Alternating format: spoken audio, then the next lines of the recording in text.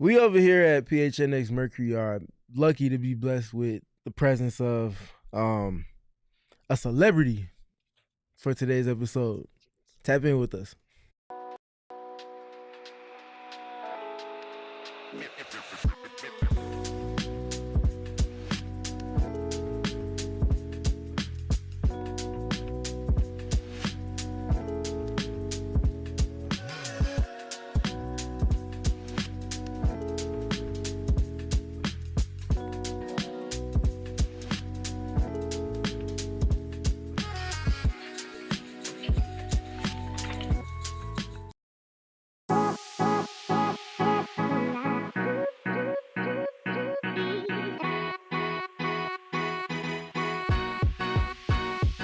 What is up, PHNX Mercury family? Welcome back to the PHNX Mercury podcast. I am your host, Erica Lee Day, joined by esteemed PG1, QB1, on and off the field, in and out of the studio, Stephen Pridgeon Garner. Stephen, before we get into the celebrity, how the heck are you doing on this fine Monday afternoon? I wish we could get electronic signatures in some capacity because I would love to get one. But I'm doing great, though. Looking forward to having a fun conversation with someone that not just gives us a fresh perspective outside of the Phoenix market, but also one that pays attention to the league as a whole, and also someone that pays close attention to a team that's very much been the thorn in the side of the Mercury so far this season, pretty much as any other team has been this season. So looking forward to tapping in with all of that on this fine Monday. But how you doing, Erica? Stephen, I just want to say thanks for taking care of the cold opening because mine was going to be it's always a good day unless it's a day where the Phoenix Mercury have to play the Atlanta Dream, in which case, then it's never a good day, apparently. Because get Apparently. out the brooms, right? What the heck? Like, we'll get into that in a little bit, but shout out to Kevin Post or Kevin Thomas. Oh my gosh, I keep calling him that, but shout out to Kevin Thomas for being behind the Mac on this fine Monday afternoon. And without further ado, we got to get her on here. The celebrity of the hour, Meghan Hall of USA Today. Meghan, thank you for joining us. How the heck are you today? I'm living the dream, as the kids say. And first of all, I don't consider myself a celebrity. I don't know. I think I'm just me, just regular old me. I still live in the same house. I pay my bills like everybody else. I take my kids to school. Like I'm screaming and yelling at my phone just like the rest of us when people post wild stuff, on the internet. I'm just like everybody else. Well, we The appreciate you humility. tapping in with us, We whether appreciate whether we you're a celebrity or appreciate the not. humble and the humility and all of that fun stuff. But I I'm mean, excited to get your perspective because you have real close proximity to, like Steven said, a team that's been a thorn in the side of the Phoenix Mercury. And we do like to keep things a little more on the positive side around here, like not necessarily like toxic positivity, but we got to bring the good vibes. So Steven did see a few billboards around town this weekend, and I want to make sure we get these shown off because the Phoenix Mercury all season has done an outstanding job of showcasing the big three and what's going on. But these have you, or I'm sorry, do we have your attention yet? My goodness. Billboards all over downtown Phoenix. I'll let Steven talk a little bit more about it, but I think it's a great job by the Phoenix Mercury, continuing to market what is a really fantastic basketball team, and the Valley loves basketball. Yeah, keep an eye out for anybody that is driving through around or lives in Phoenix, because I think this is great timing. Of course, you could say you would wish for it to have been there all season long, but I think if it has to come at only a specific point, if it comes after the All-Star break, going down the home stretch of the regular season, I think people have a good idea of what this team is and who they are. And they've been top four, really top three for a majority of the season. If people aren't already around to what the Mercury are doing, this is a way to be a constant reminder. Like, hey, you guys should be paying attention. This is something special that could be really potentially special down the line. And generally speaking, we love to see cities with WNBA franchises firmly entrenched in them being supported past just saying, yes, we acknowledge that you have our city's name across the chest of your home jerseys. That's not enough. It's 2025. The revenue shares, all of the money that these players are bringing into each of their respective markets, this is like the bare minimum of what you could be asking for. And they're doing a great job with it, I would say. I've only seen a little bit in certain pockets of the city. I haven't been to the entire city over the last couple of weeks, but what I did see over this past weekend was it was reassuring in many ways to kind of fortify that Phoenix is doing things different in respect to the Phoenix Mercury. And I have to ask, have either of you guys seen the Kalia Copper bobblehead that is going to be given away, I think, in 2 weeks? Because that is tight. Yeah, That is Yeah, yeah, tight. yeah. yeah. I'm a little jealous. I got my first WNBA bobblehead like maybe a season or two ago, and it's a Ryan Howard like bobblehead, and I've been obsessed with like WNBA bobblehead. So if I see any, I'm like, yeah, I got to get those ASAP. Those are fly. And her foot on the ball and just the gold medal on it is the icing on the cake for real. But oh, whew. And then for them to drop that today of all days, a year after, that's why I'm wearing my Olympic shirt. What up? Go squad. But yeah. And then the other one other thing before we get into the nitty gritty here is have I spoke about it in like passing last week, but I finished the Taurasi doc over the weekend. Have either of you guys watched it? And I was just looking to see if any of you guys had quick thoughts. I have not watched it yet, and that's only because if you haven't seen my feed for the last week, it has been I'll just say it's been nothing but these sex toys at these games. And so that has been my life for the last like week and change, was trying to break that story. So like I slept all weekend. So I have not I have not come up for air yet like to like sit down and watch something, but I will. It's on my list of things to do. And Steven? Mercury don't have practice today or tomorrow, and they're off until Friday as far as games go. So I looked at this pocket of days with no Mercury games as an opportunity for me to try to tap in incrementally. I think, what is it, 3 episodes that we got? Hmm. So yeah, Yeah, I trying had to to watch space it over them three out days because my for goodness. sure. Yeah, so trying to space them out, take everything in information wise, and also give myself time to be a fan of it too. Not just looking at it from I'm doing my job, but also to be able to watch it as a fan and appreciate the behind the scenes access of an all time great like Diana Taurasi in any capacity. I think would be um it would feel good to be able to do that because I don't feel like she got the send off that some people hoped that she would, announcing it that she wouldn't be playing anymore prior to the season starting and getting kind of a tour sense. So this kind of feels good to have something to bridge that gap a little bit for sure. For sure. And the one thought I will give about it is, um, I obviously knew it was going to be a lot of WNBA insight for the newer fans and things like that. But I think the side of it that a lot of people maybe aren't talking about as much is just the insight into their overseas lives and how it affected their WNBA play and how it affected, their personal lives with their parents and their significant others and how they had to balance dating because they were out of the country for 8 months out of the Mm-hmm. year. And so I just think, when you look at it from the lens of how far the game has been able to come in that sense, it's really special. And so hats off to Amazon Prime. No free ads, but they did a great job with that. And yeah, it was a great watch. I won't lie, shed a few different tears at a few different moments. So Stephen, once you watch, you'll have to get back with me and we'll see if, tears shed at the same time. I'd be interested to know. No, for sure. If I'm able to finish it in time, maybe we could do a little 10-minute supplemental video for all of our diehards to check out at some point this week. Don't hold me to that because I'm trying to find time to do it. We got a lot going on over here, but definitely would like to do that if we can. Steven and I have been running the same 18 games and 20 day schedule that the Mercury have been running. And to say, Yeah.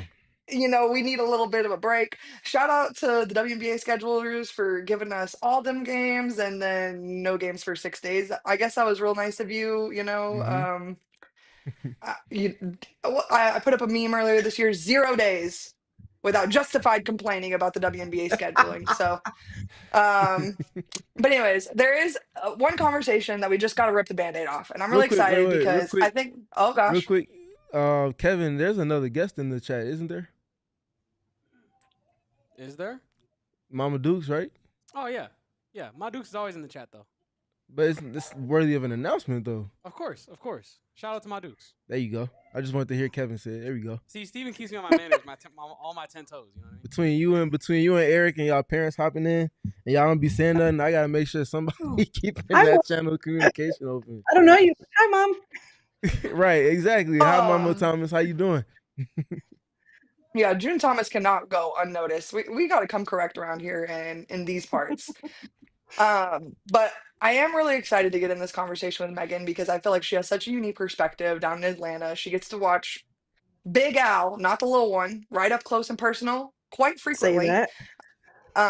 And so I think that this conversation could be really fun. I think there has been this looming sense amongst WNBA fans that the oh my goodness gracious, the MVP race is just closed. I mean, a month ago, you would think that it was booked up and the award had already been issued, the plaque had already been made for the trophy, and we were ready to print the papers. And today, I feel like the conversation is a little bit different.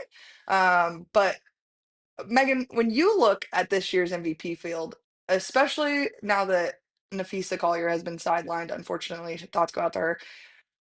Who do you think at this point in the season? What were 13 games remaining? I know for the Mercury, I guess I don't know roughly about everybody else, but 15, 13 for everybody. Um, who do you think is really separating themselves right now as part of the MVP conversation? Yeah, so I'll go honest and go back a couple weeks ago. It was Fee, right? It was Napheesa Collier and then everybody else. Now, I've always been adamant that I thought Alyssa Gray deserved to be in the MVP conversation. Obviously, Alicia's had her stretch. I think it was a small stretch during the season where she had a slump, but I've always been of the opinion that she deserved to be in the MVP conversation. But what's more is uh, Alyssa Thomas has now firmly inserted herself into the chat. At like, this is, you cannot deny this sort of greatness that's happening. I think I was having this conversation the other day with another media member, and the question was, who is more impactful right now in this MVP race? Is it Napheesa Collier in the in Minnesota with the Lynx, or is it Alyssa Thomas in Phoenix with the Mercury? And what's crazy is I said, I'll give you Alyssa Thomas in Phoenix. And they were like, wait, what? And I'm like, no, just hear me out here. I'm like, with Fee, like, this team has seen what they can do without Fee, right? Like, they're still winning games, that sort of thing, right? There's also a sense of continuity in Minnesota, right? They've got Cheryl Reeve there. They've had the same core there. Like, they kind of know what they're getting. In Phoenix, you have this new core of AT, Satu, and Ka, and they're trying to still figure out how to make all three of those work at the same time. Plus, you've had injuries in and out, that sort of thing. But what has remained constant is Alyssa Thomas and her impact, even when Ka was out, even when Satu was up and down a little bit. Alyssa has remained constant there, and she is sometimes, I would argue, by herself, kept the Mercury in games.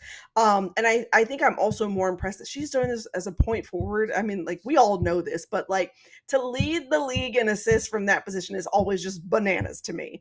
And then it's not just the fact that she leads the league in assists; it's the way in which she is a facilitator. It's the way in which she is timely buckets. She actually doesn't put up a whole lot of shots. 10, 12 a game, maybe somewhere in that range. Like, it's not a ton. She's very efficient with the way that she scores. And then, of course, she's got those timely rebounds as well. Really good defender, a wall, if you will, as a defender. And so I think that this conversation like has to start with Alyssa Thomas as well. Obviously, I could go on and on all day about Alyssa Gray and the season that she's having, but I think if you're not starting this conversation after Napheesa Collier with Alyssa Thomas, I think you're doing a disservice to what's happening in Phoenix. So I'd go there, and then I'd go Alyssa Gray after that. I think Alicia's always kind of been in that. At one point, she was at 2 before Alyssa Thomas kind of had this surge, but she's always been that 2-3 sort of lane. And I think that all three of those are that's your top 3 right there. After that, it gets real fun. Because now you've got Asia Wilson kind of making a little noise, out in Vegas. You could also argue Sabrina Ionescu is also trying to drag the Liberty along with all those injuries that they've had over there. So there's a lot of conversation to be had about this MVP race. And I think that while Napheesa Collier is out, it's very possible somebody could separate themselves. And I'm really curious to see who that ends up being down the last 4 weeks of the season. Well, this is not for aligning with a lot of the thoughts that we have as far as the MVP race, but the elaborative perspective and the detail with it is why we felt it was a great idea to have Meghan on the show, the celebrity of today's episode. Oh my gosh, Kevin, we have to stop this. not being called to action, but for the word context that's getting ready to be used behind the scenes on that one. The context of Alyssa Gray, I don't think she's gotten enough attention for the season that she's had the impact that she's had for that Atlanta Dream team this season. Megan, I know you're new to the show, and we might have some new viewers. For the last 2 seasons, I don't know if you could find a non-Atlanta Dream segment of people that cover the W that have been as big of fans of Big Al as this very podcast right here. Real recognize real, and she's a winning player. She just does whatever her team needs, and this season, her team has pretty much needed her to be that kind of best player on a consistent basis. Need me to take more threes, Coach Mesco? Okay, cool, no problem. As long as we're able to generate them and I'm in a rhythm, I can do it whenever you need me to. Need me to go get to the paint, get some paint touches to keep the offense afloat or finish at the rim or kind of be a secondary engine to the offense? No problem, we can do that too. Need me to go guard the best player on the other side of the court on the perimeter? That's cool, no problem.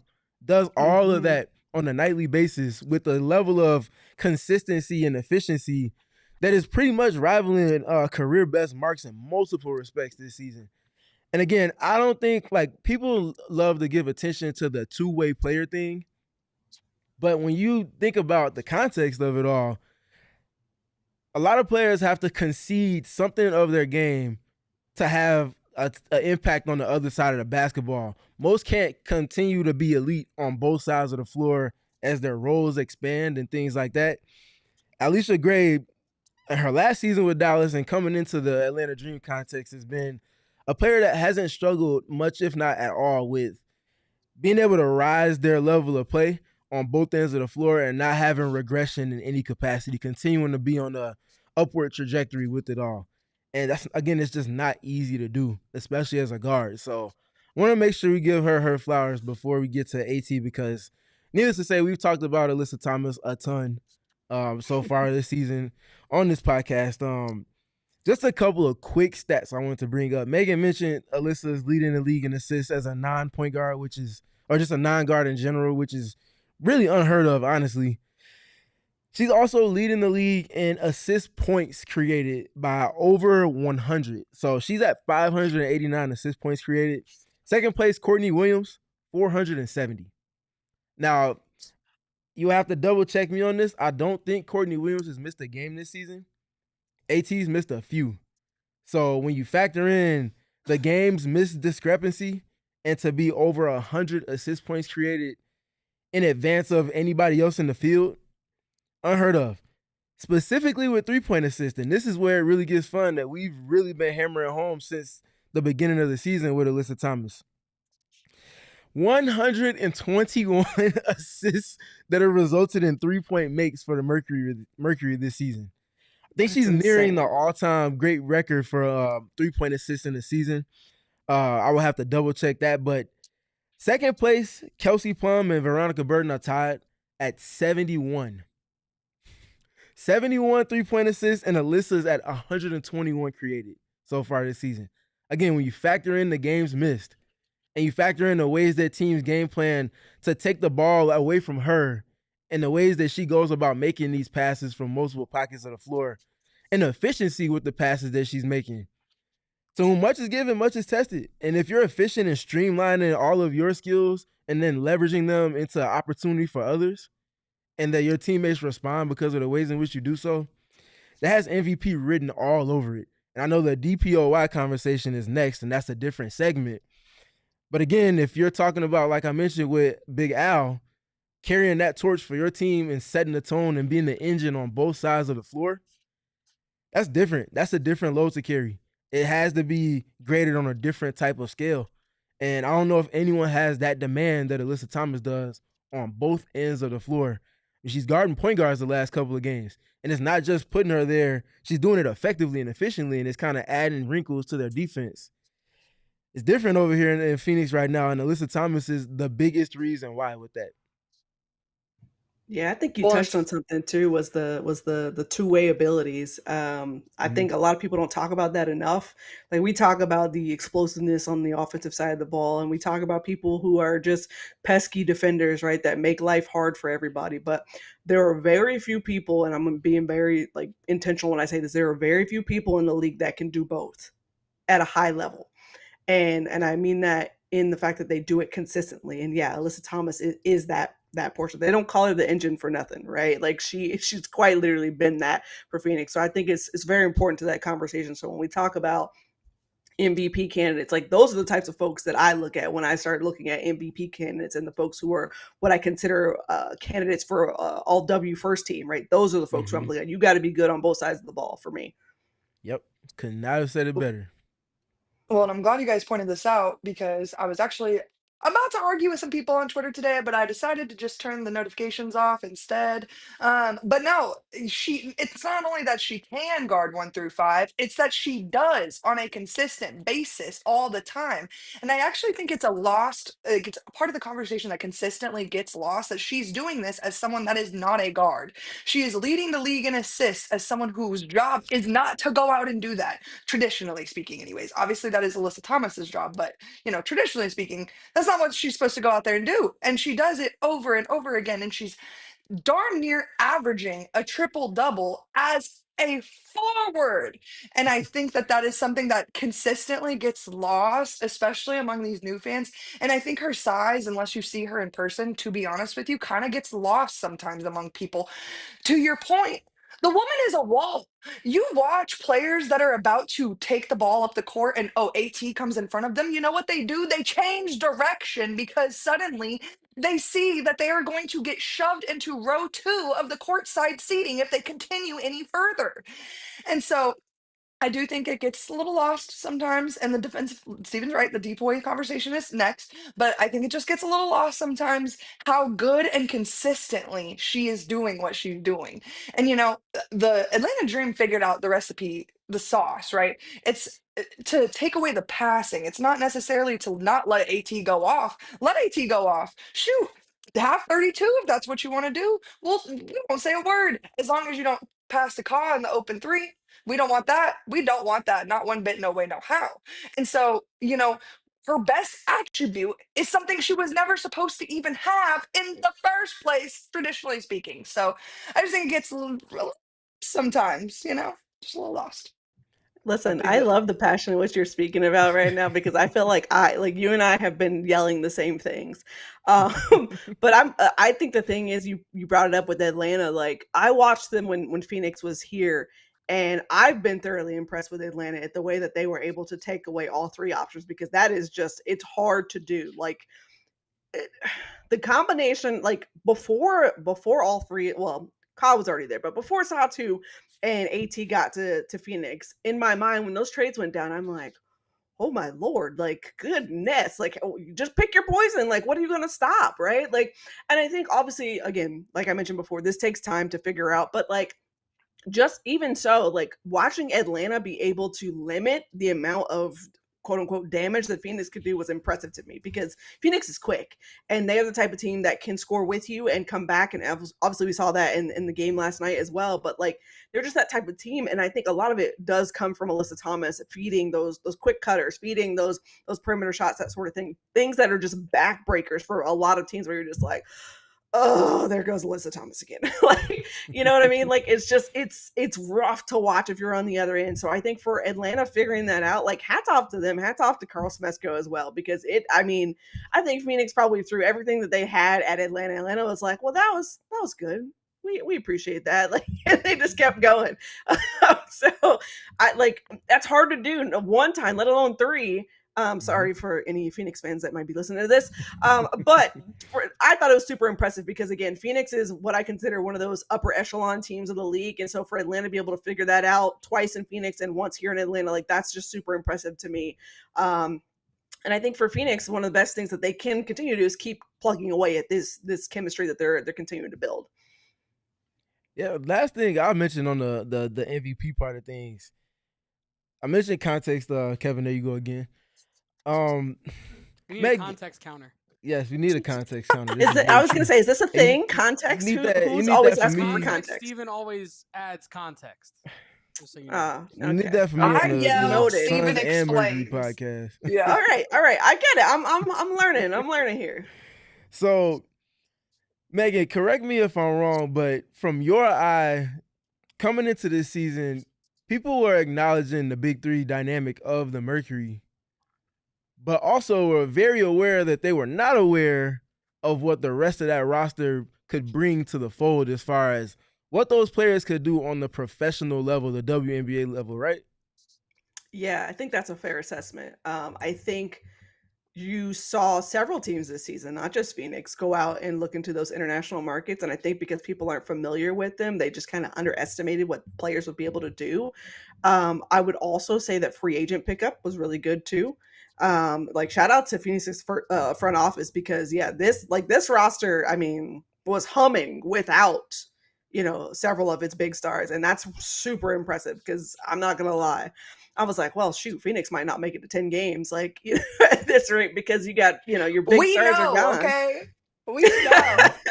I'm sorry. I'm so sorry. I'm just, just trying to be honest. But yeah, no, to your point. Yeah, you're right. Like, I think a lot of people underestimated them, and in full transparency, probably myself too, because I was like, I don't know, man. Like that was my concern, was their depth. How would their depth contend with their starting core?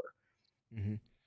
And I brought that point up, and I'm glad you dove into those details, because if a team's expectations are, even if they do have a big three construct, and at the top of that big three is Alyssa Thomas, you know what she's going to do if she's on the court with us or anybody else in the world, yet alone her actual teammates with the Mercury. If that's a big question mark and you're not sure what the team ceiling is going to be, so if we're looking at ranking in the preseason and they're bottom third of the league in most respects as far as how they're being ranked, and here we are with a little over 10 games left in the season, and they've been firmly entrenched in the top three. At this present moment, they're top four, but firmly entrenched comprehensively this season, even with the question marks, even with 1/3 of the big three in the lineup for a significant portion of the first half of the season. Top three in the league, top four right now. That suggests that there's someone that's very valuable to that team. And I think that part has to be factored in if you're trying to tell the entire story of individual players, especially of this top tier. What can separate one from the other? All of the question marks that people had about the Mercury going into the season, Alyssa Thomas has been in the middle of her team answering the three-point shooting from all of these different players, largely stemming from her passes, as we just got done documenting, that have resulted in three-point attempts and three-point makes. And then the defensive end, no different, as far as her just being around as a communicator, as a helper, as a driving force to establish that culture. Kalia Copper mentioned on Media Day, Alyssa Thomas came in on the very first day and was asking, like, yeah, all of that other stuff is cool. Are we going to play any defense this season?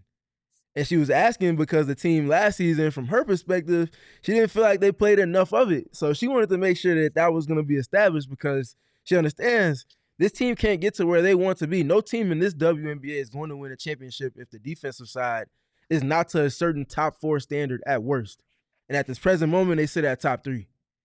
There's one common denominator in why their offense has been as good as it has been and why the defense is what it is. I mean, listen, I'll say this. To Alyssa Thomas's point, I called Connecticut frauds last season, like publicly called them frauds, because I felt like they were playing beneath the level of play that they could have, right? Yep. They had way too much talent on that team, and I felt like they were winning the games that you thought they were supposed to win, right? Like the games against the bottom half of the league, all right, fine. But when faced with like real competition, they just folded. And it was very, very disappointing to me to know that you got Alyssa Thomas, you got Dejanay Carrington, you got Bree Jones. Like, I'm just listing people off in your starting lineup, and I'm like, now what's happening here? Because y'all had a top ranked defense, right? Like their defense was ranked as high as 2 last season, and those same tendencies that I was concerned about throughout the year came and reared their ugly head when you got to the playoffs, right? Like those don't just magically go away. So I think, yeah, to Alyssa Thomas's point, she wanted to go somewhere where she knew, okay, everybody is bought into defense, right? And I think that's been the biggest thing for Phoenix, is that's part of what has kept them in the top 4, in my opinion. It's not just the offensive firepower they bring, but like they make life hell for anybody else on the other side. And a lot of that starts with Alyssa Thomas, again, the engine right in the middle of everything, getting things going and whatnot. And I also think this. I think that Phoenix also scores really, really fast. And I think people underestimate that too. And so I'm not telling you guys anything that you don't know, but for anybody that has not watched Phoenix, like they score so fast. And a lot of times I think it is just those quick passes, those really sharp, crisp sort of like you're not even paying attention, head on a swivel sort of things. And then they just punish you on the other end when they come back and you try to score and you can't. So that's just how life goes out here.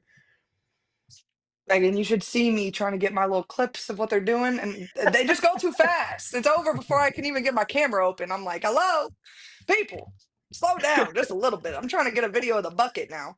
But if if the MVP race isn't keeping you up at night, I'm sure the defensive player of the year is, right? Yeah, and I'm glad you brought it up because I've gotten so many text messages over the last, I would say, week from several friends, people who don't watch basketball, people who do. Hey, Meg, who are your people for this award? Hey, Meg, what do you think about this? And I'm like, no, don't ask me because I don't know. And I don't I mean, obviously, I don't mean that I don't know, but it's just this. There's a lot of different people to consider in that race. And this is weird because last year I felt like it was pretty much MVP we knew was pretty much locked up. Even DPOY, I felt like you either had one answer or the other. It was either Fee or Asia, and there was nobody in between really. And then this season, I'm like, I don't know. There's a list. Let's just talk about it because I feel like there are plenty of people who have good enough cases to for people to, I guess, pick, so to speak.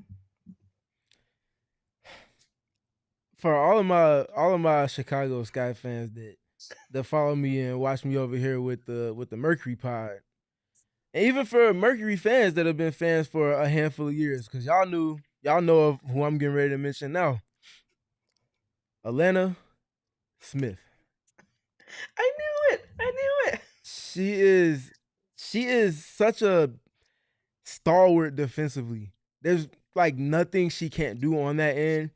If ever there was a hand in glove fit for a player that's not a player that a team is being built around, Alanna Smith anchoring Cheryl Reeves' defense is literally that to a T. For everything that people allowed or people give credit to Napheesa Collier being able to do on a back end or around that, on the opposite side of that, or somewhere around her, is Alanna Smith just being a stalwart. Cheryl Reeve multiple times this season has mentioned that Napheesa Collier is a sensational defender. Alanna Smith is our anchor. And I don't think she's mincing her words. She's never been one to mince her words. That's very intentional. The value that she brings to their defense in the multiple respects that she does, it's unprecedented. She's not a center. Alanna Smith is not a center. Yet she's playing the 5 for this Minnesota Lynx team that was within a possession or two of winning the finals last season. And they haven't lost any steps going into this season that they're embarking on now, and firmly entrenched in all of the successes they're seeing defensively is Alanna Smith. She has because they're the number one defense and they do the things that they do to opponents, they have the most unique defense by my eye in watching the league as a whole. I think second to them is the Mercury, and third or 2B would be the New York Liberty.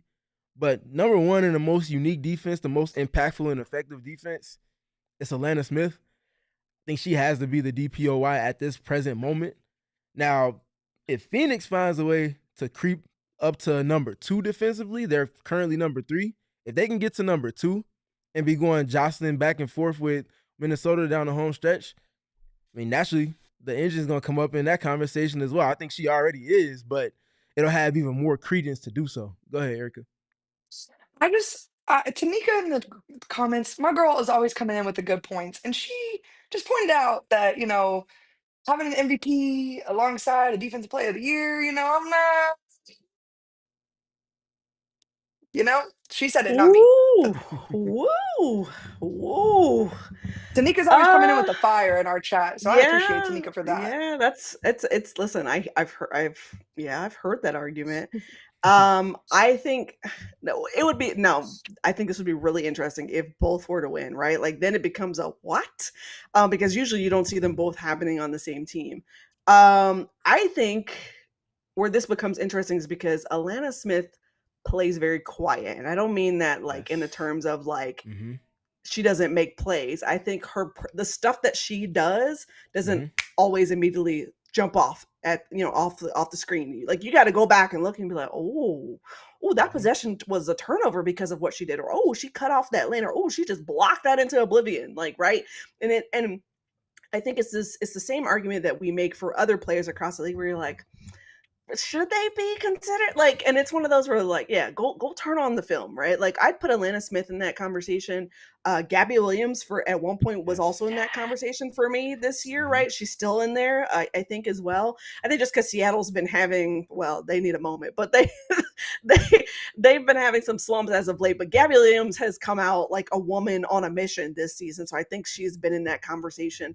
Obviously, Fee was there for a while as well, and I mean, it's another one where like A'ja Wilson, because A'ja Wilson had this otherworldly season last year, like people think that she's just fell off the face of the earth this season. And I'm like, listen, her stats this season are actually better than 2 of the other seasons that she won MVP. Like it's just that it seems down, and put that in soft quotes, because she was averaging 26 and 7, 8, maybe 9 last year, like 1,000 points in the season, leading the league in 2 different other, categories. Like, again, it seems like it's not that much. But again, when you go back and look at not just the stats, but go back and turn on the film, you'll see that these players are the types that like shift games, right? So I think this DPOY conversation becomes very, very interesting now, because the person who you think has probably been leading both has been sidelined now.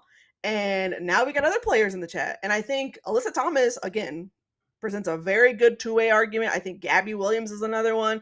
Alanna Smith is another one. And I will say this, I won't necessarily put her in DPOY conversation, but I would say when you go make out the defensive teams, that's where it really gets really fun, because then it'll really test your knowledge when you got to do all defensive first and second team. But like at one point, Ryan Howard was on that list for me, because she was doing so well with being an elite defender throughout the season before she got hurt. So again, I think this DPOY conversation is fluid, and I am not looking forward to the last month of the season, because as a voter, like I think people like don't believe me when I say this. This is the most stressful time of the year for me, because I have notes after notes after notes in my phone. I'm constantly writing down stuff to go back and look at this. Make sure you don't forget this person, that sort of thing. And then I have to go vote. And then, because I apparently like torturing myself, I'm going to actually publish my votes like I did for All-Star, and I published my ballot and explain like my thought process and that sort of thing, so people can either agree with me or they can yell at me and tell me that my stuff is terrible and I have zero idea what I'm talking about. But like to that point, like this is stress, so I do not envy anybody who gets to talk about this regularly. Anybody that's got to vote, like it is stressful. It is a 0 out of 10. Would not recommend, half a star. I hate it here. So it's hard. Somebody's gonna get snubbed, and it really sucks because you can't have everybody. We appreciate the diligence with which you move, with the privilege that it is to be a league-wide voter. It's very public. You're unapologetic about why you vote the way you vote, because of the work that goes into it. And that earnestness with which you do it is very much appreciated. It's a breath of fresh air. I appreciate that. It wasn't always like that. I had to get there. It's real scary being out here and be like, hey, this is how I voted. For sure. I can't imagine doing that, to be honest with you. That sounds terrifying. And we do complain sometimes. And I don't want to call it complaining about the voters, because there are some that don't do their job as well as you do, right? That don't do their research, and then we're left at the end of the conversation, and then I'm pulling the hair out of my head because Alyssa Thomas was never involved in their MVP ballot in the first place, and I'm wondering what WNBA season they just watched. So, it doesn't go unnoticed, the hard work that you do and how much work does go into being a voter, because it's not easy. So, should we do a little ad break before we get into the Mercury talk? What do you guys think? Well, we still got to hit 6 player. I think this one will be abbreviated because there's an elephant in the room, especially considering who we have on today's show. But yeah, let's get to the ad break real quick. No, we should do the 6 player first. Let's do the 6 player first, and then we'll get out of here. Because you're right. Cool. There is a 6 player conversation to have, and I would like to have it less with the Phoenix Mercury involved, because I feel like every time Naz comes to Phoenix, she just does everything. And I want to have a conversation with you, Megan, because I need you to have a conversation with her about if they do meet in the playoffs, just taking a little step back, you know? Oh man, listen, I have been yelling, screaming, banging the table about Nas Hillman for 3 seasons now. I am so thrilled that the rest of the league, the rest of fans, whoever is now getting to see the greatness that is Nas Hillman. She to me, I'll tell you this type. If you can kind of get to my head a little bit, I love glue players. So if you see me yelling about Nas, you probably see me yelling about someone like Sonia Citron. She's another glue player, right? Folks that do all the little dirty things, so to speak. They're cleaning up things. They're all over the floor. They're getting possessions. They're being a defensive stalwart. They are hitting the timely buckets, right? They are getting the timely rebounds. Like those are my type of people. I like those. I like those players a lot because they don't get necessarily, they're not the big flashy folks, but like you go back and look at a game, yeah, they probably had a game-saving possession, right? They had this gut-wrenching, like back-breaking shot, or they blocked something. Like those are my favorites. So now seeing Nas kind of coming to that spotlight this year, and she's shooting threes. Excuse me, Nas Hillman. First of all, we always knew Nas was, capable. I say we, the folks, those of us who have been like watching Nas for a while, and those of us who are on the Atlanta beat as well, that Nas was capable. But this is a different sort of Nas. This is a confident sort of Nas. She's been working with with Chelsea Lyles, who is on the Atlanta Dream training staff coaching staff, and with that staff in general, to become this sort of 3-point shooter that everybody was like, wait, where did this come from? I think Nas had taken 1 3 in her career before the season. I know right? the stats actually. She had taken 6, made 1 of them.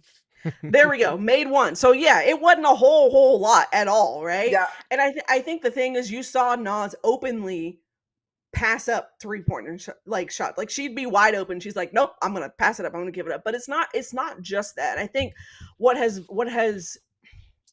what's been the most promising for her is, I feel justified in saying, like, yeah, she's leading the 6th player of the year conversation. Like, I don't think that's a hot take anymore. Like, I think when I tweeted it, like, I don't know, a month and a half ago, like, I mean, Natasha Heidemann has been balling this season too, so I don't want to take anything away from her, because she's also another one who I think definitely deserves to be in the conversation.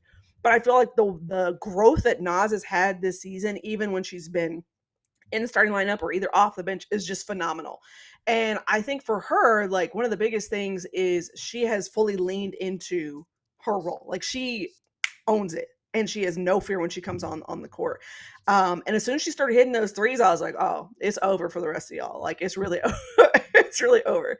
I have to give a lot of credit to Carl Smesco as well, as like instilling that confidence in Nas to be able to shoot those shots.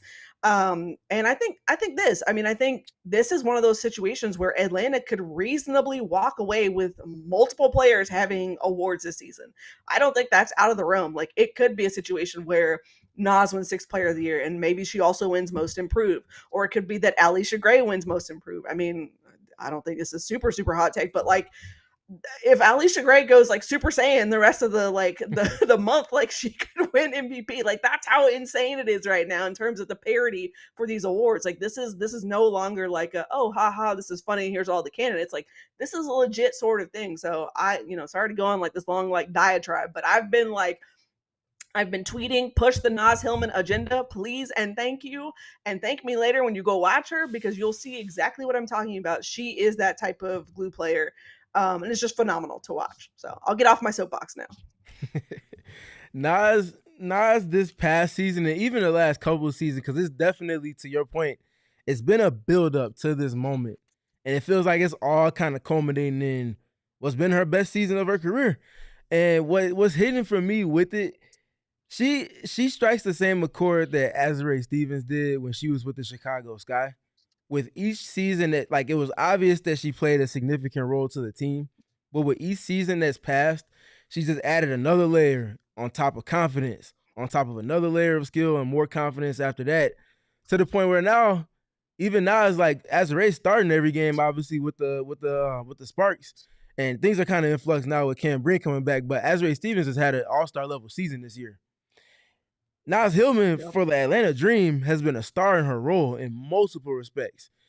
Everybody talks about the threat of the 3-point shot with the Atlanta Dream and how that shifted things for their team this season. Alicia Gray taking more threes in addition to Ryan Howard. Yes, of course, those things matter. But Naz Hillman accepting that as being a part of her gamely role that she's playing and being efficient in doing so in multiple pockets this season is really what's been kind of shifting things. If there's 5 players on the court and 4 of those players are all-stars, BG, Breezy Jones, Ryan Howard, and Alicia Gray, who's going to get helped off of? And when you're trying to guard the Atlanta Dream, if Naz Hillman's out there with that group and she's knocking down those shots at 30 to 40, 35 to 40%, like, you just got to shake their hand at that point. You got to concede something. And if that something is a shot that she's grown into confidently because of Smesco and his leadership and instilling that confidence in her, it's her. And I would just like to throw one other name in the 6-player race. Kennedy Burke has been very fun to watch for the New York Liberty so far this season. I know you mentioned Natisha Heidemann, Jessica Shepard, of course, as well. But the biggest outside of Naz Hillman for me watching this season has been Kennedy. She finds pockets where she just, again, no different than Naz with the Dream, just adds value. Stops, rebounds, knocking down threes, scoring outbursts when she's on the floor with 4 other all-stars. Like, it's a shift that really changes things, especially come playoff time. And naturally, the Atlanta Dream have their own version of that in Naz Hillman, but Kennedy has to have her name mentioned a little bit more in these conversations. I think it's Naz's to lose right now, but if she was to lose it to somebody comprehensively this season, it would be Kennedy for me before Natisha and like Jessica Shepard. I can get on board with all of that. As long as you guys will help me push my MVP agenda, I'll help y'all push whatever 6-man agenda y'all want. I'll lay it out for you on the platter if that's what you need. You know what I'll make the graphics, I'll Photoshop the pictures, whatever you guys need, I'm on board. But we got a little more of this conversation to get to right after this quick break here on the PHNX Mercury podcast. Steven, did you know everyone needs a checking account? Absolutely. Money management is very important. You better know that. I say that twice a week on this show. So if you didn't know that you needed a checking account, have you even been listening? But you can get the account with the built-in benefits. Mountain America's My Style checking account has just the perks for you. Restaurant details, mobile phone protection, telehealth access, identity protection, loan rate discounts, offers on travel, and more. You can make My Style your lifestyle at Mountain America Credit Union. We've already been over this, but they have 1 million different members, over 100 different branches in the West. They're always there to help you out when you need it the most. So be sure to make My Style your lifestyle at Mountain America Credit Union. Visit macu.com/mystyle to apply. Membership is required based on eligibility. Some benefits require no cost registration or activation. Terms, conditions, and exclusions do apply. Man, I bet our good friend and celebrity of the show today doesn't even know about the good blessings of Circle K. I know that there's Circle K's and I would assume she lives in Georgia. I've been there to Georgia. I don't think I saw a Circle K when I was there though. So I feel terrible that we're gonna kind of rub it in her face right now that we get these inner circle rewards, but you can be just like us, 25 cents off a gallon on your first 5 Phillips when you join the inner circle, then 3 cents a gallon on every gallon of gas you buy after that. You can work your way into the 5 cent off club, 5 cent off club, just like myself, Steven. I know Kevin's a part of that bad boy as well. Plus, on every 5th visit, you get 25 cents off a gallon again. $1 cookies, 79-cent Polar Pops, 99-cent Frosters, anything you can think of, they have it at the Circle K.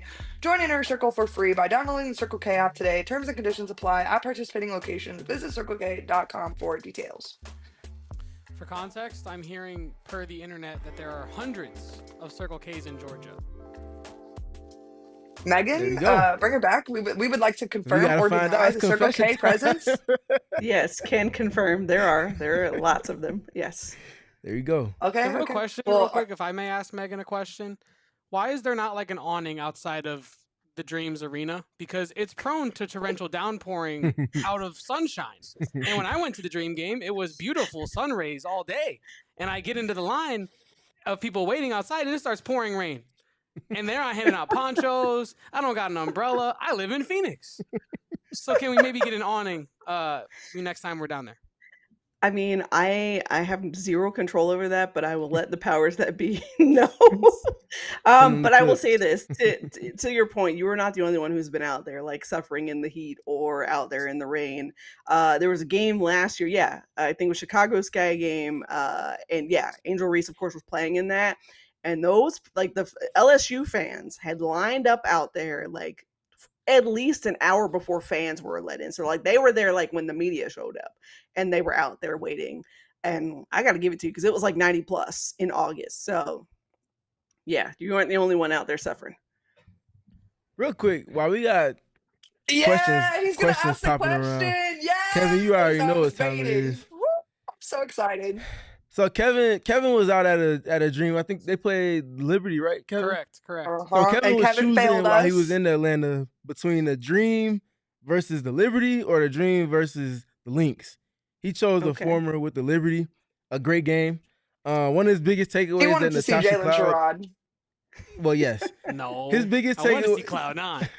His biggest takeaway, Okay. first of all, before speaking to anything on the game, he was like, "Holy crap, Natasha Cloud is never not talking."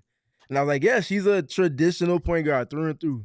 He said talking to refs, to fans, to her teammates, to her opponents. But secondly, I sent him on a mission. I asked him, could he confirm or deny that the gray alternate home court floor is hardwood or is it like some plexi court? Like, I need confirmation. Do you have this answer for us? So it originally started as not the hardwood, right? Like earlier this season, they had that gray sort of black look. And I can't tell you what the material was, but like it's slick and players kept slipping and sliding on it. So they changed it. It's still the same design, but they changed it. So now it's got the traditional like hardwood on it. I personally liked it because it was different.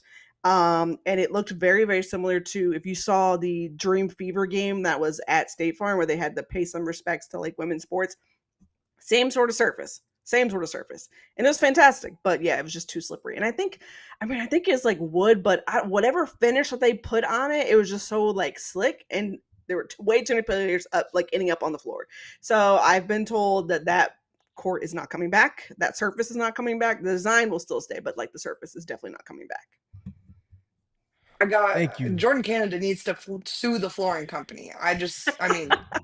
Listen, I asked Jordan one time how many times a game she thinks she ends up on the floor, and she low-key like chuckled, and then she was just like, a lot.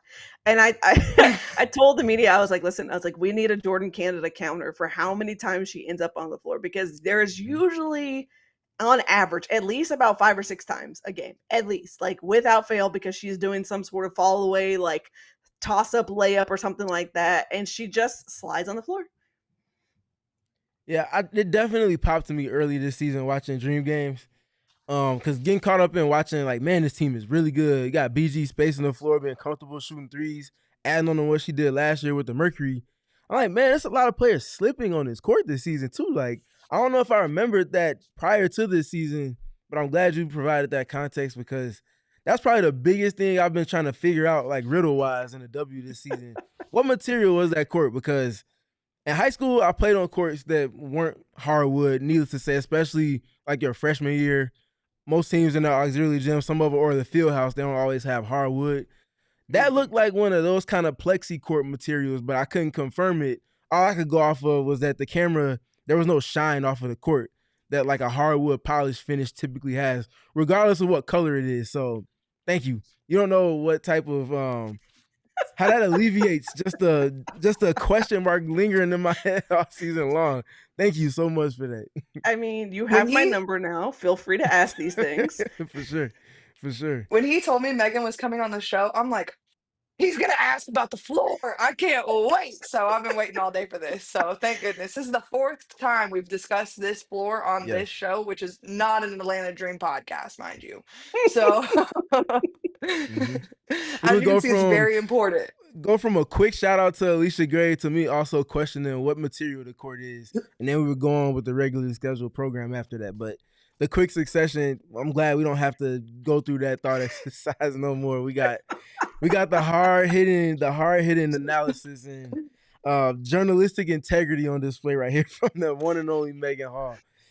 Confirmation provided. We appreciate it. For capital J journalists, huh?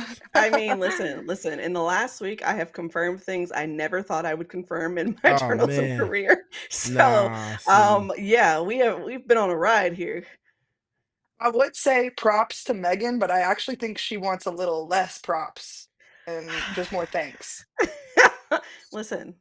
Again, yeah. Less props would be fantastic. I will tell you this though, because I was head down on that like story and trying to get that thing out and everything. I didn't tell like really a whole lot of folks, if anybody really.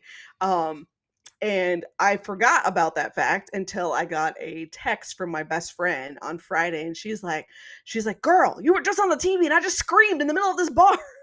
I was like, "What?" So apparently, she's a teacher, and she had gone out with some of her colleagues and that sort of thing. You know, teachers want to have a moment to relax. Where they went out to this bar to go get some food and whatnot, and she's like, "Yeah, I saw your picture, your Instagram picture, and like the title of your story like flash across the screen on NBC." And I was like, "Oh my God, that's my best friend." But she like yelled it so loud. She didn't realize how loud she was, like that nearly the entire place like turned and was like, "Are you good? Like, are you fine?" So yeah, I mean, I guess that's not exactly the way I would want my family and friends to find out what I'm writing about. But the fact that it was like, okay, yeah, this is, I guess, a notch up in my journalism career. Like, yeah, I guess I'll take it, I guess. That's we love to hear that type of support. That's how you should be cheering on your friends, ladies and gentlemen. You got a friend that's Yeah, you doing the better. thing that you think is unique and you love them. First of all, literally support them, but also loudly support them. We love to hear those type of stories. Well, you know who's a friend of the show, and we do support loudly, very loudly, almost honk worthy loudly is Natasha Mack. Yeah. And I'm not gonna lie, her 3 blocks against the Atlanta Dream were basically the best part of my day, considering the results of the game. And I mean, they were just nasty. And I know Steven's got this graphic ready to pop up for us, and so I'm excited to let him talk about it. But I just want to say that first of all, that if you watch the show, you would have expected this from Mac since the beginning of the season. And granted, she was dealing with injury, and so I feel like that adds context here. But the way she has been playing is not unforeseen if you have known Steven or I for any amount of time that she has been with the Phoenix Mercury. And I don't want to toot our own horn or honk it, if you will, but toot because we've been right about this one. We're not right about everything, you know, and we might not be right about the MVP race, who knows? But on Natasha Mack, we've been spot on. And I just feel like we should toot for that just a little tiny bit. I mean, we've spearheaded all of the activity and all of the honk nature that's been cultivated into this entire thing. Like, I think it's about time we stop being so humble, Erica. And specifically I can't you. wait to post this graphic. Thank you. This Specifically Mactivity you. graphic, you killed that though. The Mactivity is you. You The sliced that. You ate that up. the activity hasn't made it to the arena in the extent that a honk has. Anytime Natasha Mack scores, you hear it. And if you know where that derived from. Your conversation with her, I was there to witness it, but I wasn't directly involved with that particular conversation. Like, that matters. Mr. Context, I keep saying it. There you go, Kevin, another one. The activity has been fun. Kevin, we could get the graphic back up on the screen. Just looking at what Natasha Mack has been doing post All-Star break. 17 total blocks is second in the W post All-Star break. She has 6 games post All-Star break with 2 or more blocks. Opponents are only shooting 49% inside of 5 feet when she's there, and she's done that against 98 attempts inside that 5-foot range. Also, opponents are only shooting 32% when she's around them from 5 to 9 feet, and that's against 28 attempts. That type of activity, that Mactivity, if you will, as a layer to everything that Alyssa Thomas is defensively, Monica Komakani, Satu Sabu, Dawana Bonner, Kat Westbeld, that is an additional layer that you can build out lineups with. That's why, and I stand corrected as I had to double check myself, the Mercury are the second best defense in the W as it stands at this present moment. They don't get to that point without Natasha Mack playing her role defensively. She's been more active in her drop coverage where we talk about the confidence part with her blocking shots, but even with her disposition defensively, she's a lot more active. She's a lot more impactful on the ball when she's guarding. She got stops in moments against Breezy Jones yesterday where I'm not sure she had the capabilities of doing without fouling last season. And that in particular is the big difference, because as a defender, you're only as good as you're allowed to be on the court for your team. And if it's not health that's an issue, can you stay on the court and not foul? That's the separator for good defenders versus the great ones. And Natasha Mack is on that particular ascent because of her size and stature, but that being combined with the confidence and the attention to detail with which how she's operating. Okay, I'll go. Okay, no, but with Mac in particular, my number one thing with her last year was actually her speed. I felt like she was a little slow in how fast Phoenix Mercury wanted to play basketball. And I don't want to give Spain too much credit, okay? But they returned her faster than we gave her to them. I So, get you. I'm you following know, you. they did good work. I saw a lot of comments talking about how overseas did a lot of players right this year, and Natasha Mack is definitely one of them. Not only did she just get better, she also grew to be a lot more confident. And I do think part of that is in part to do just with her relationship with Nate Tibbetts and, the continuity there. And I mean, Nate really, really, really believes that Natasha Mack can be an elite defender. And I mean, when your head coach has Alyssa Thomas on their team and also simultaneously believes you can be an elite defender, it speaks for itself. And so I think her confidence has really, really helped her. And obviously, the playing time without BG being here in Phoenix, I think has really benefited her, to be honest with both of you. And so I just think you've seen Matt come into herself, especially after the injury. And I think you've really started to see her understand what her role is and go out there and make sure she gets that done. And I think, we've talked about the importance of role players on this show over and over again and their buy in. And you've never once had to question Natasha Mack's buy-in to the system that she's playing within. And I think when you're trying to, the Phoenix Mercury is trying to compete for a championship. And so when you have role players like Natasha Mack, Monica Kamakani, who we've preached about at Borderline on this show, and then I could go down the laundry list with the bench as well with Sammy Whitcomb and everyone else that comes after, but they all accept their role for exactly what it is. And I believe it starts with Natasha Mack. And we talked about the continuity with just two players at the beginning of the season in Mac and Kalia. And Mac was just as important as Ka in all respect to Kalia Copper, because Mac understood that she had to get every other role player along to where she was in understanding their role and being willing to do that for this coaching staff. And she did that, and she did it in drove. She did it quickly. And she's gotten everyone else in a good spot. And I don't want to stay on it too long, but she's really impressed me. And if she hadn't missed that big chunk of change, I would be at the state arguing about a most improved or sixth man of the year. But she moved in the starting lineup, and then she missed a lot of games, and she ruined my agenda for that. But that's okay, because the agenda will be alive and well next year for something good. I know it. Okay, I'm listening to the both of you. I'm like, okay, all right. You guys have seen obviously some of the things I've seen. I'll ask this question, and for either one of you, and I know you guys have been asking me questions, but do you think that Natasha Mack has a case for like maybe potentially making a second team for all defense? I'm gonna say no, because of the game's missed portion.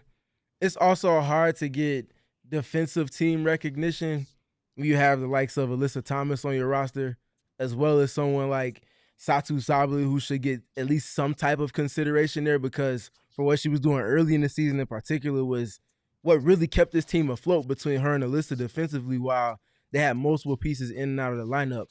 So I think it might be hard for her to get there. But I will say, if ever there was a route to getting there, those numbers that we just flashed on the screen post All-Star break, very, very loud and very conducive to everything that the team is doing that's got them right now as the second best defense in the W.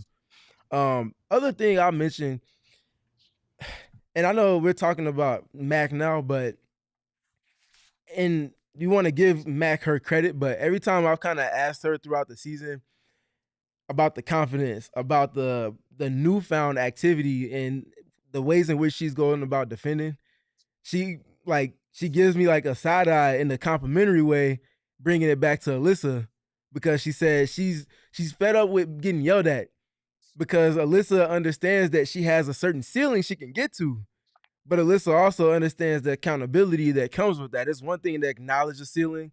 It's another thing to infuse that confidence and push somebody to make sure that they're reaching that ceiling. And it feels like there's very much been that type of relationship established. She said Alyssa has been in her ear, or she said on her butt about multiple things, whether it be at practice, live during things, talking through things, film sessions, just generally speaking about the game and how they look to play defense. And yeah, hitting it within all of Mack's growth this season, it definitely goes to her first, second, and third. But fourth in all of that would be just Alyssa again, seeing the light in somebody and speaking life into that. That is something that, again, leadership, in addition to all these accolades you want to talk about, the best players are simply going to get the best out of themselves, but in doing so are also going to get the most out of their teammates. And that's one direct example in the defensive end between those two that exudes that. I'm going to say this actually real quick. I think if there was anyone on Phoenix's team that I think has a case for all defense second team in particular, it would be Monique Makani. I think it might go underappreciated. If you watch this show, it's probably not underappreciated to you, but what she's been able to do is, I mean, it's very impressive. So, you know, I think I am glad we've been able to bring it to more people's attention and that more people are watching for what Mo's been able to do because, you know, new team, new coach, new league. You never played here ever in your life. You've never even been to this, maybe any of these cities. And so now, you know, it's just, there's a lot of context. I don't think she knew what the Girl Scout cookies were. I believe her and Kit Loxa, because they did the little, you know, the thing where they're walking through the tunnel and they're just like asking them, the Mercury account posted it a little bit earlier. Like, what's your favorite Girl Scout cookie? And I think it was Monique and Kit Loxa, because they're not natively from here. Kit spent time here, but she's not natively from the States. She was like, they were both like, I don't know what those are. And it was just kind of something you could lean into because it just speaks to how new all of this is stateside for these players. But again, to your point, Erica, can you imagine being even if your job is the same as what it was before you moving to a new country and being able to perform well, having so much kind of ambiguity around everything not related specifically to your job? Like, I moved from one city to a different side of the country in the last 6 months or the last 8 to 10 months. That was enough newness for me to where I could see, just in kind of, you know, being a human, getting to learn a new city and getting to learn a new situation, it can be overwhelming at times. Now imagine you're doing that in front of, I don't know how many thousands of fans, and that coming with championship expectations because of the franchise that you're now a part of, immediately following Diana Taurasi and Brittany Griner going elsewhere. That's a lot. So for her to kind of step up in those ways, again, the context is what helps to kind of uplift what's going on. Monique is doing a lot, and I think that part is important to mention. So to your point, Erica, yeah. For me, definitely Monique would be a second team representative for the Mercury if they were to have one. If they finish second, I imagine they have at least 2 reps. Obviously, AT is going to be first team. Second team, I think, is Monique. If not Monique, it probably goes to Satu. And then shortly thereafter will be Mack mixed in with all of that. Defense team, but just make it the Phoenix Mercury is what I'm thinking. Yeah. But listen, if Lexi Hell didn't get hurt, we might really be having some conversation. I know. But yeah, that's a whole other topic. I don't want to swing us too far, of course, but just throwing that out there to pinpoint the injuries that the Mercury have been working through for multiple different capacities. Well, we can't talk about all of this without talking about the dude who's been pulling the strings, Nate Tibbetts. And Meghan, I'm actually really excited to talk to you about this because you are an outsider looking into this. And, you know, there were a lot of strong opinions about Mr. Nate when he was first hired. And, you know, I honestly, truth be told, rightfully so. He's a man. And I'll be honest. But you know, I've grown to really like the guy. I like his coaching philosophies. And when you talk about the buy-in for the team, you cannot talk about it without, you know, Nate Tibbetts being at the head of the snake there. And obviously when you have Chrissy Tolliver and other fantastic coaches around you, it makes your job way, way, way easier. But what Nate Tibbetts has been able to do with 11, 12 new players, I guess. 11, and then 12 if you want to talk about DeWanna Bonner and add her into the mix too, because they come and go. So, all this newness and just what Nate Tibbetts has been able to do. I know, he feels like he's grown, but I mean, now that we're a year and a lot of change actually removed from the initial hire, just what do you think of Nate Tibbetts and just his leadership over the Phoenix Mercury over the last year and a half? Yeah, so I think there's a couple of things that like I think about. So you're right. When Nate Tibbetts was first hired, there were a lot of strong opinions because you have a man coming into this role. He had zero W experience before. They pulled the whole girl dad like sort of card, that sort of thing. And that was your first impression for a lot of people for Nate Tibbetts, right? But I also think about Brittany Griner spoke up and saying like, "Hey, like we rock with Nate, like we're good here, right?" And I thought that was a really big sign of endorsement from someone like Griner, who has been around for quite some time and who has been of course under different coaches and seen players come and go and those sorts of things. But what I think makes that significant is it wasn't just Griner. Then you have like Kalia Copper buying in, right? And then you have new players this year also buying in. You have essentially again a lot of new faces, a whole lot of new faces. I mean, Phoenix basically took the core of their team and shredded it and said, all right, you know what? We've had our eyes on Satu for 2 seasons now. Like, let's go get her, right? And AT doesn't want to be in Connecticut anymore. Like, let's go get her too, right? And we're gonna add her to our new big three. And I had said for a while that like if you could dry your tears of Diana Taurasi retiring and BG moving on with AT and Satu, like I would be just fine. I would not say a word to anybody. But it's not just having them on the team, it's the fact that like again you didn't have all your core three together for a hot minute, right? You either had one or the other. You weren't getting all of that, right? And so I think that that just speaks to not only the grit of the team and the depth of the team, but also to Nate Tibbetts getting the buy-in from this team as well. And everyone's playing with a sense of purpose and passion. And I think that like Nate's name deserves to be in the Coach of the Year conversations too. I know we talk a lot about like, I mean, obviously I've been banging the table for Carl Smesko as well. I picked him as my like dark horse candidate before the season even began. Like possibilities, right? Natalie Nakase is another one who could be in those conversations.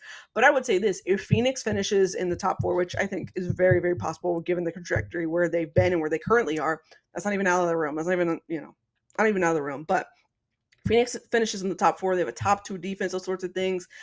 They win a playoff series, whatever you want, 2 playoffs or whatever. But I think then it becomes a conversation of like, what did Nate Tibbetts do in the offseason, right? And I don't mean that in terms of like, oh, they went out and got players. I mean in terms of what was your buy-in? What was the moment that you were like, all right, I'm all in for this dude. I'm all in for wherever he's going. And then on top of that, the fluidity, which like Nate Tibbetts has had to be like deft because you haven't had all your players. I think that's impressive, honestly. I think it's very impressive. So I think for me personally, obviously, like I think Smesko and Nakase are probably above that for me, but it's not that I don't think Nate Tibbetts is not in the conversation. I just think that like probably, and maybe it's because Atlanta's here in front of me, but Atlanta's one. What Nakase has done out in Golden State is just wow. For an expansion team, that was not expected to win more than 8 or 9 games for the season. You're already at 15, right? So those are some of those coaches there that are coming from other ranks is something to keep in mind as well. And I put Nate Tibbetts in that kind of conversation in terms of like the W is moving towards where like you can go pick outside the pool now, right? Outside the typical candidate pool, and you're finding success. I think that this is a testament to what the front office was trying to enact right last season when they brought Nate Tibbetts on board. So I would love to continue seeing Phoenix thrive underneath him. I would love to continue seeing like what the possibilities are. And if you can continue getting the most out of this roster, you get health back in the front and get everybody on board. Yeah. I mean, again, this is a team like on paper, you're like, oh, they could probably go as far as the WNBA finals. And that's not a hot take at all.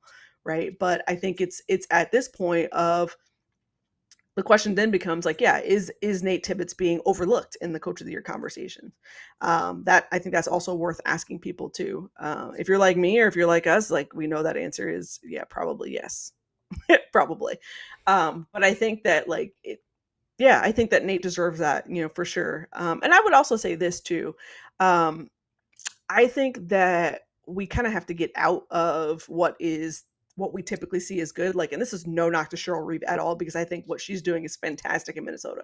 But you kind of almost expected it out of Minnesota, right? Like, you just got like what you feel like is robbed in the WNBA finals. You come back returning most of your team, save for a few pieces or whatever else, and you come back better, which is super impressive. Don't get me wrong, but like, you kind of expected that out of a Cheryl Reeve coach team. Like, and I think, again, for every concern I had about Phoenix and their depth from the beginning of the year, I was like, well, shoot, now let me insert my clown makeup here. Like, now I feel a little goofy, like, feeling concerned, but like, Phoenix has addressed it. They figured out how to get everyone bought in. And I also love this too. And I'm sorry, I feel like I'm rambling a little bit now, but I also love the fact that, like, for a minute, you had 3 rookies in your starting lineup who were balling with zero fear. That is not just those players, but that's also Nate Tibbetts, like, coaching his what off. Like, I think that's super impressive.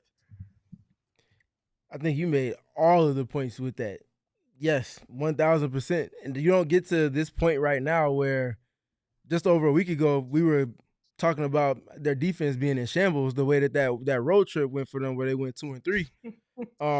Yeah. And they quickly get back in alignment with what made them the team that they ultimately have been, which is top 4, top 3 all season long. That's the defense. Their defense has been the best in the league over this 4-game stretch, even including the loss yesterday to the Atlanta Dream, where they only gave up, I think it was 74 points. Where if they made a couple of layups, that changes the trajectory of that game, and that might be a game that they potentially win. And maybe this conversation that we're having is a little bit different. But prior to yesterday's game, because of all of the context that you just provided, Megan, with all of the newness of the roster and the injuries and all of the demands that puts on the coach to navigate that well, I took a moment away from X's and O's and just asking him about just the person as a head coach, and asked him kind of where he felt he grew most this season, and who he kind of leans into as far as like his circle when he's trying to lean on different coaches and things like that for wisdom or what have you. So here's everything that he had to say in response to that pregame yesterday. Yeah, good question. I don't think you really have time to think about that, like in the grind of a season. I've probably been tested most just with the rotations, with the injuries, and trying to find the right lineups. I'm still searching, right? I like what we did last game. I think the hope is that you can stay healthy and get some continuity. I think when there's continuity, you create just routines and matchups that you like, and you can start to explore different stuff. But yeah, there's different people in my life that when I'm having a tough day or just things on my mind, like former coaches and mentors that I've just been around and respect and can lean into, just the outsider voice. And those conversations are important, because when you're with a group, you kind of can, the ebbs and flow of a season, and it's really good to have outside mentors or resources that you can lean on. So I'm not mad at all for him for keeping his circle close to the chest. I'm not mad in any capacity, nor was I going to probe on that. I just respect the fact that he was able to be as transparent as he was and acknowledging, like, it's not easy. And no one coach can, go and do this on their own.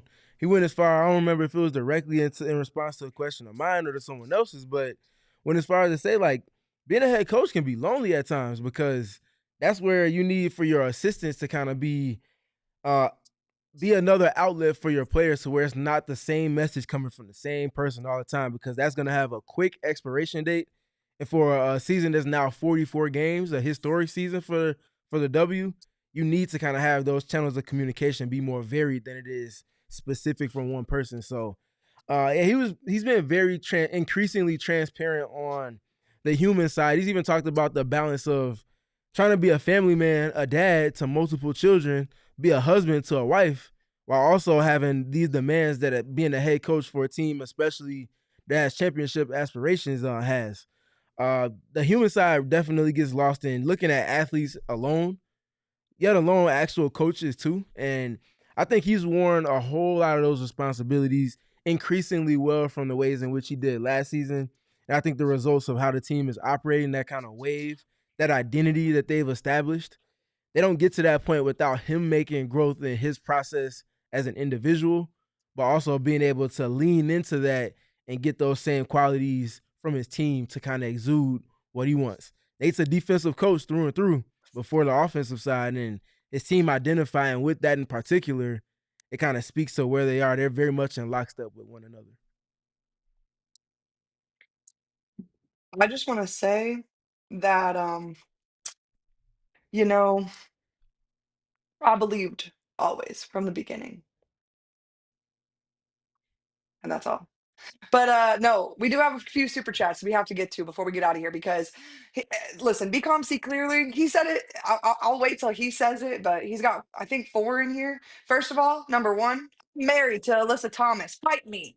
I think that if Alyssa Thomas loses the MVP race, we should host a Die Hard only event that is just like, oh, didn't y'all do like a boxing class? We could do like a boxing class for BComC clearly to take out his anger that his wife didn't win the MVP. I think that's only fair. So, and then he says, on PHNX Sports franchise super chatter cake. And I do believe that's a good word for him. Franchise super chatter is hilarious. Yeah, BCom is definitely no worse than top 2. Just like Alyssa Thomas in the MVP race and DPOY, all that, no different than that. Top 2 for sure. And then he says, tell Jalen Green not to touch Booker because he's mine with a kissy face. So who is it? Which is it? BComC clearly. Pick a side. Who are you married to? I'm confused. Is it Book? Is it AT? You can't have both, dog. The answer is clearly yes. It's very obviously yes. No! I mean, all I heard was he said, I could do what I want. That's all I heard. Correct. And then the last one is going to be Steven's favorite. He says, cutesy legs, so handsome in the chair. Appreciate you, BCom. Appreciate you always tapping in and supporting all of the podcasts that I'm a part of, but I hear your name frequently involved with all of the other shows on our podcast too, so on our network in general. So again, we appreciate you always. Don't let Alyssa and Devin Booker hear you talking like that though. I don't want no smoke with neither one of them two. I did see when Dewana got here that literally the first game she played in, she had brand new books on, and they were so beautiful. I don't remember what color they were, so I'm sorry, DB, for not catching the colorway. But I'm sure they got her right as soon as she landed down in Phoenix. They're like, okay, we're gonna get you right with all these shoes. We gotta make sure you're back home. We gotta make sure everybody knows it. So it seems like the post where Devin Booker, he said something about like kind of basically welcoming DB back to the Valley. Seems like they had at least some semblance of a relationship based off of the kind of tone of his message. I think it was on Instagram when he reposted her story or something like that. It seemed like they had a pre-existing relationship in some capacity. So I thought that was cool to see because they're 2 of the players that have spent the most time in the Valley over the last couple of decades at this point. So that's pretty cool to kind of see different timelines overlapping like that. Okay, I'm giggling at this comment from Holmes. Get Angel Reese to Phoenix and keep Alyssa Thomas. No team will ever see a rebound again. This is very true. That's very true. No team might ever see a basket scored in the paint, let alone a rebound. Ooh. Imagine. That would be nice. With Ka. See, Ka is trying to go the wrong way. She's trying to bring... Angel has trying to go the wrong way back to Chicago. No. Angel, just come where the weather's nice. This is not me speaking informed in any capacity, but Collier ain't going nowhere. They ain't got their facilities together, and I'm gonna leave that at that. That's what I'm saying. So that's why Ka will never. She ain't going back to Chicago, right? Because the facilities are not right, at least for right this moment. And last I checked, the Mount America, Performance Center was looking real nice when I drove by it the other day. It still smells brand new in there. I mean, it does. It literally smells like paint when you walk in. I'm like, y'all got to get another scent in here. Someone's gonna die from paint poisoning. But anyways, one last super chat from our guy BComC clearly. He says, all of them kissy. I'll let you fill in the blank. It's a garden promiscuous. Yeah. Oh my gosh. Shout out But Big is Con. it We real? appreciate you. Yeah. The support is second to none. For real. We could never ever have PHNX would probably crumble without BComC clearly super chat. Different. So The shout out support to is that different. guy. Support is different for I keep real. forgetting about. I'm like, oh, one more thing, and then I think about something else. But for real, this time, one last thing. I can't forget about it. The takeover event. It's 11 days away, August 22nd, when the Phoenix Mercury take on the Golden State Valkyries. Listen, I'm excited. My roommate's excited. My dog is excited. She doesn't really know it, but she's laying over there and she's wagging her tail. She knows that she's excited about something. She just doesn't know what it is. Big it. Drink tickets, food pregame. You get to walk over to the game with Steven and I and have a holler of a time. Listen, I will be bringing the Thunder Sticks. I will probably, not gonna lie, probably gonna wear my Scorch headband because that thing's tight. And where else would I wear it? You know, like I'm not gonna wear my Scorch headband to the supermarket. That would probably be weird. But I could wear it to the Mercury game and that would be lit. So I'm excited. I know all the diehards are excited. Andy's going to be there. I'm going to try to convince Kobe to tag along, even though I can never get him to Phoenix for a Mercury game. They're playing the Valkyries, man. Come on, let's go. Let's go see Kate Martin and Caitlin Chen and all these other people. Please, we got a job to do. Didn't you just hear there was this fine, wonderful young lady talking about how Natalie Nakase was at one point a front runner for Coach of the Year, and you want to just stay your rear end at home? Seriously? What I say to round it out, if you constantly support us, we are doing this for y'all. Show up, pull up.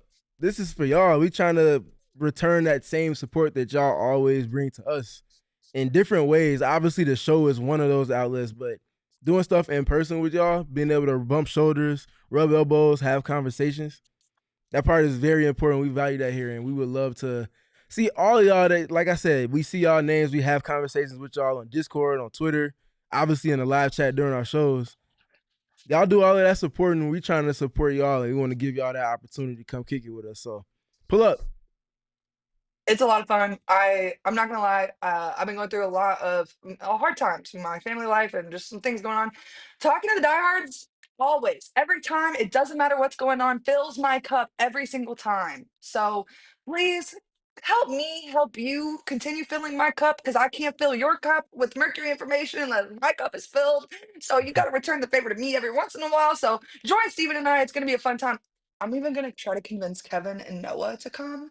They don't know that yet, but I think Noah is an easy convince.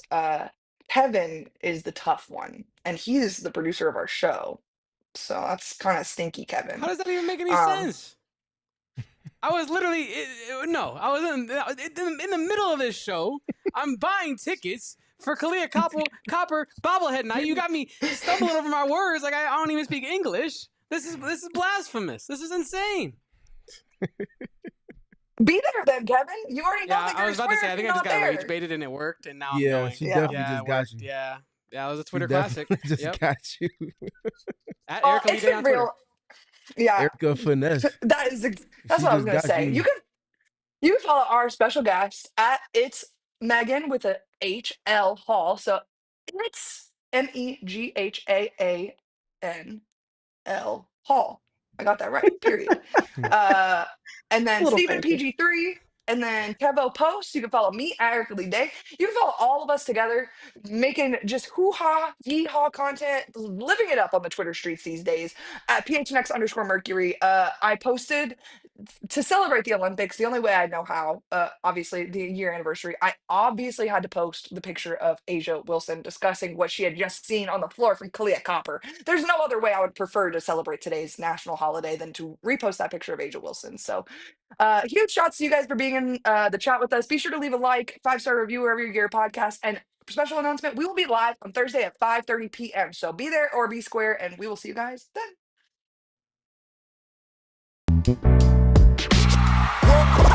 We all silly like the mayor.